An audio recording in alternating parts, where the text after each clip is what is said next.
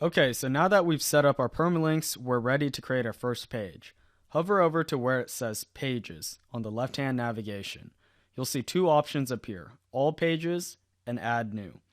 All Pages will give you an overview of all the pages you've created so far. So since we're creating our first page, let's click on Add New.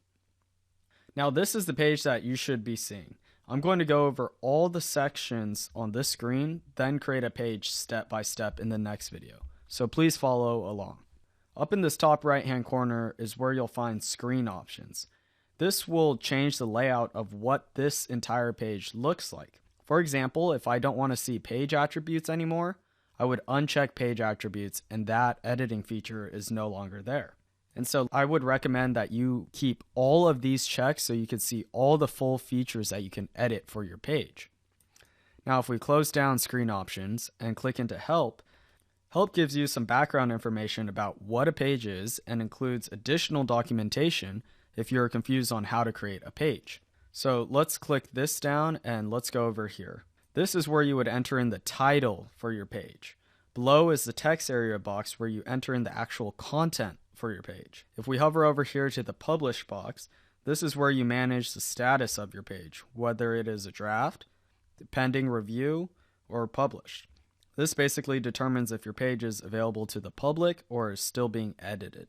You'll also notice once you start writing in the text area that there will be several revisions of your work saved, so you can go back and see different versions of your page content.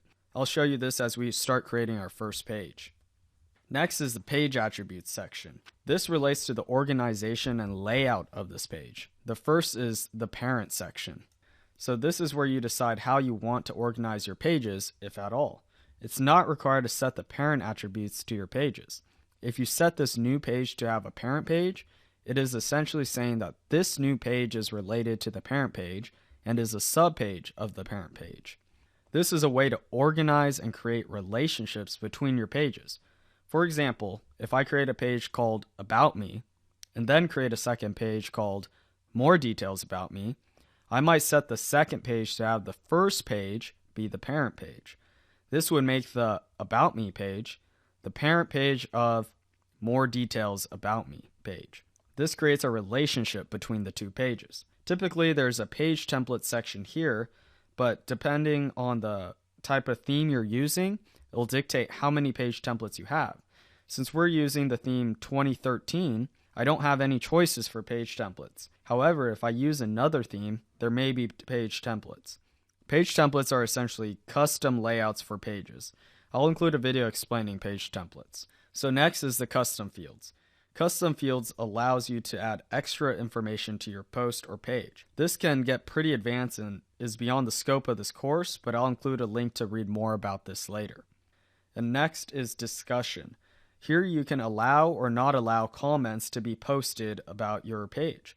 Trackbacks and pingbacks will notify other blogs or websites that are referencing your page and vice versa. Depending on what the purpose of your site is, you can choose to check or uncheck these boxes.